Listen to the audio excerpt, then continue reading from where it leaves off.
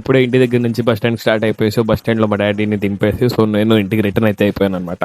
So ఈరోజు day 1 Wednesday అనమాట. So మనకైతే ఫస్ట్ డే ఈ 21 డేస్ కన్సిస్టెంట్ ఛాలెంజ్లో. సో చూడండి, మార్నింగ్ పీస్గా ఉందన్నమాట. సో ఎవరు లేరు. సో ఒక హాఫ్ అన్ అవర్ వెయిట్ చేసి సో వాకింగ్ అయితే స్టార్ట్ చేశా. సో డే 1 కాబట్టి నేను ఎటువంటి రిస్క్లు అయితే చేయట్లా, లైక్ ఏదైనా వార్మ్స్ చేసి వెళ్ళిపోదాం అని చెప్పి ఫిక్స్ అయ్యాను అనమాట.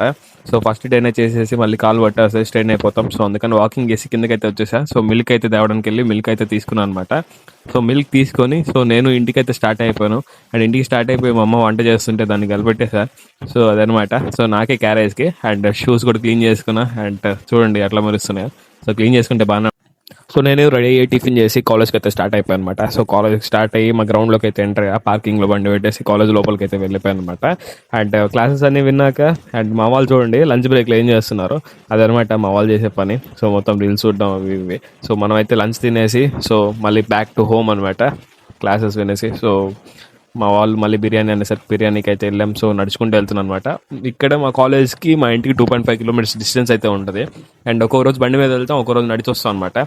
సో మనకి నడిచి వెళ్ళిన రోజు మాకు కార్డియో అయితే అయిపోతుంది, ఎందుకంటే వెళ్ళేటప్పుడు 2.5, వచ్చేటప్పుడు 2.5 మళ్ళీ అలా కౌంట్ చేసుకుంటాం అనమాట. మళ్ళీ వచ్చి మనం వార్మప్ చేసి అండ్ ఇటుకరాలు ఉంటే వాటితో ఎక్సర్సైజ్ అయితే చేశాను అనమాట. సో డే 1 కాబట్టి లేటరల్ రైజెస్ చేసా, ట్రై చేసా.